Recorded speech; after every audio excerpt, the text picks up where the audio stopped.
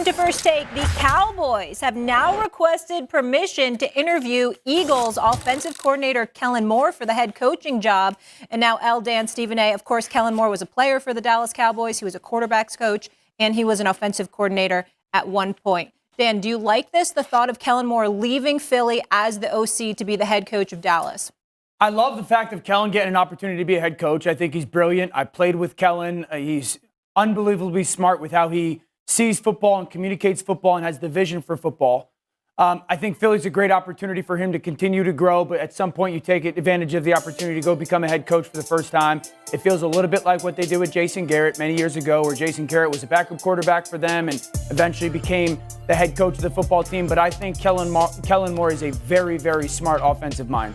Correct me if I'm wrong here, Dan, because you're the great football mind. He's been enamored, Jerry, with Kellen for a long time. Wasn't his name coming up when they let Jason Garrett go before they brought Mike McCarthy in? But then there was all of these claims of, well, you can't. It's the Cowboys. Bring in a first-time head coach. No, he was just playing. This is too early. Yeah, Jerry Jones has loved Kellen Moore for a long time. I'd also say this. I think a lot of people in the NFL have been enamored with Kellen Moore for 6, 7, 8 years. Rightfully so. Stephen A.? I don't mind it. Not one bit. But for reasons you might not have thought about when you brought up this subject, Molly Wood. Tell me. You see, when you look at Kellen Moore, right? Isn't that the guy that was the offensive coordinator for the Dallas Cowboys when they were the second-ranked offense in the National Football League? Yes, sir. Isn't that the guy that had a high-powered offense and was still pushed out the door because Mike McCarthy convinced Jerry Jones that, you know what, we were throwing the football entirely too much and not really protecting Dak Prescott, and I would change things and things would be a bit different under me, and he gave Mike McCarthy that power and was willing to shove Kellen Moore aside? Well, that Kellen Moore willing to come back to Dallas, all the complaints that everybody has about Jerry Jones, how would it be any different with Kellen Moore? See, when I talked about Deion Sanders, when I talked about Bill Belichick, that's the difference. You understand? You're not going to push around Bill Belichick. You're not going to just summarily dismiss primetime Deion Sanders. Okay? Well, with Kellen Moore, that's more the same. I'm talking about with Dallas. I'm not casting any aspersions on him. I'm talking about him in Dallas. Anywhere else, Kellen Moore's a big-time candidate, not in Dallas. Just to clarify with what you're saying, so essentially you're saying because the major issue in Dallas is the lack of culture, right, and the lack of leadership, and you feel like with Deion, that could be instituted, and with Kellen Moore, he would still be run by Jerry Jones. You got to deal with and know how to offset the impact of Jerry Jones. He ain't the dude for that job. That's not him. He's already proven it. You say what?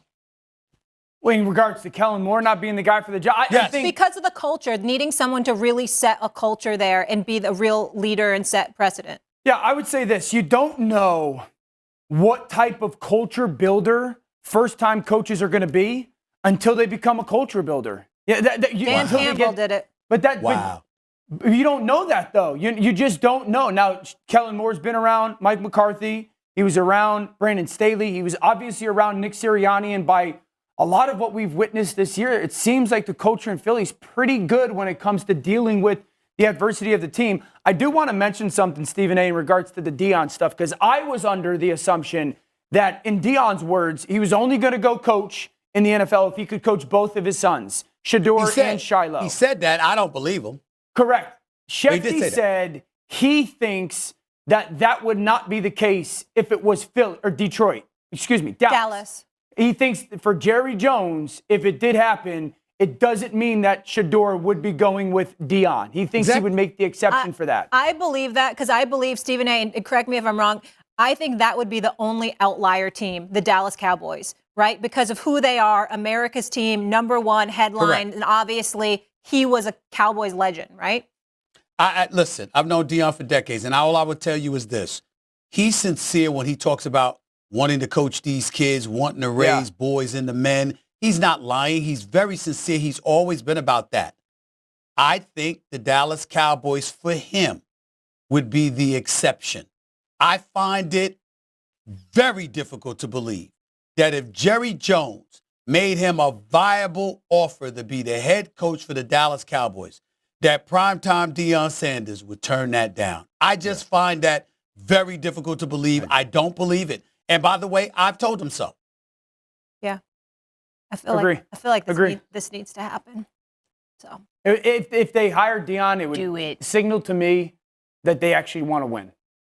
I think there's a lot of And other by they the want way, to make a splash. Yeah. No, And by yeah, the way, they wanna Molly, win. people have crucified Jerry Jones, saying that headlines, are his versions of championships that he wants to win. Well, who the hell's going to win more headlines than primetime in Dallas? Who? Yeah. Yeah. I mean, look what we're talking about. Yeah, Makes but no maybe sense. rest them away from Jerry. Yeah. Not sure he wants Maybe. that either. But honestly, think about it right Ain't gonna now. do it. Divisional weekend coming up, and what are we talking